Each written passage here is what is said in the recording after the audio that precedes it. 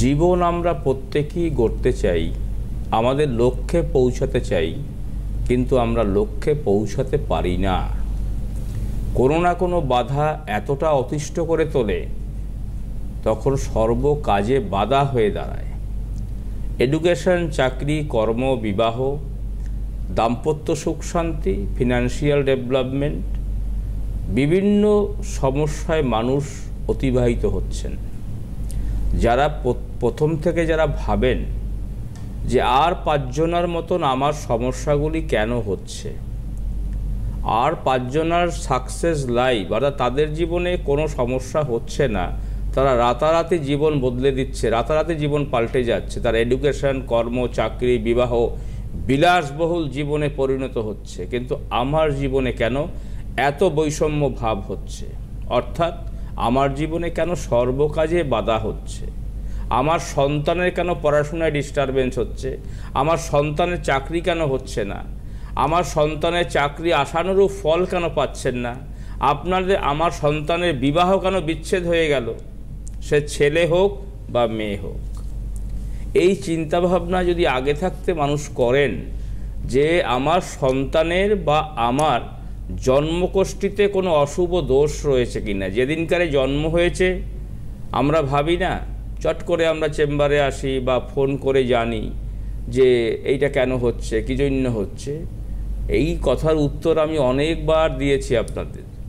যাদের পূর্ব জন্মের কর্ম ফলে তার এই জন্মে যে জন্মগ্রহণ করেন, পূর্ব জন্মের অশুভ কর্মফলের জন্য এই জন্মে যখন ট্রান্সফার হয়, অর্থাৎ সন্তান সন্ততি বা জাতক জাতিকা যখন জন্ম হয়, তাদের জন্মকালীন সময়ে যদি তাদের অশুভভাবে জন্ম না থাকে, তাহলে জীবনে তার এডুকেশন, কর্ম, চাকরি, বিবাহ সমস্ত জায়গায় আপডেট হবে, বিলাসবহুল জীবনে পরিণত হবে। যাদের জন্মকোষ্ঠীতে জন্মকালীন সময় কালসর্পযোগ, বীরযোগ, সাড়ে-সাতি, ভৌতিক যোগ, গুরুচণ্ডালী দোষ বা দারিদ্র দোষ বা সাধু সর্পযোগ, মাঙ্গলিক বা অঙ্গারক দোষ যদি থাকে, তাহলে আপনার জীবনে বা আপনার সন্তানের জীবনে কোনো কাজেই তার সাকসেস আসবে না। তার চাকরি তার এডুকেশন, কর্ম, চাকরি, বিবাহ সর্ব কাজে বাধা, মেইন যে সাবজেক্ট মানুষের জীবনে। কারণ আমরা অল্প দিনে পৃথিবীতে এসেছি সুখ শান্তি অতিবাহিত করার জন্য, সৌভাগ্যশালী হওয়ার জন্য। তাহলে সৌভাগ্যশালী হতে গেলে আপনার এডুকেশন, কর্ম, চাকরি, বিবাহ সবটাই দরকার, তবেই আপনি সৌভাগ্যশালী হতে পারবেন। তাহলে সেই জায়গাটাকে আগে থাকতে যদি একজন অভিজ্ঞ মানুষের পরামর্শে, যারা অভিজ্ঞ মানুষ তাদের পরামর্শে যদি আপনি জীবন করতে পারেন, আমার মনে হয় আপনার চেয়ে ভাগ্যবান কেউ থাকবেন না। আর দেবাশিস শাস্ত্রী সারা ভারতবর্ষে দেখুন চেম্বার রয়েছে।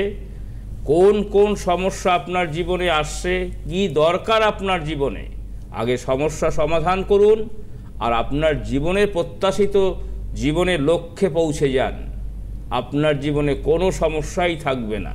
সারা ভারতবর্ষে বর্ধমান, দুর্গাপুর, আসানসোল, কোচবিহার, শিলিগুড়ি, জলপাইগুড়ি, মেছেদা, মেদিনীপুর, খড়গপুর, বাঁকুড়া, পুরুলিয়া, জামশেদপুর, আগরতলা, মুম্বাই, দিল্লি, গুয়াহাটি, হায়দ্রাবাদ, পুনে, কোথায় চেম্বার নেই? কলকাতা, গড়িয়াহাট, ডালনব, সব জায়গায় চেম্বার রয়েছে। ইদানিংকালে একটা কথা বলি, অনেক দিন ধরেই, আজকে প্রায় 2 ইয়ার্সের কাছাকাছি হয়ে গেল, একটি মন্দির আপনাদের ইচ্ছে আকাঙ্ক্ষার জন্য নতুন আরেকটি বাড়িতে মন্দির হওয়ায় একটু অনেক চেম্বার একটুখানি পৌঁছাতে বিলম্ব হয়, কিন্তু আপনারা কিছু মনে করবেন না। প্রায় মন্দির শেষ হতে শেষের পর্বে চলছে, আগামী পুজোর মধ্যে কমপ্লিট হবে।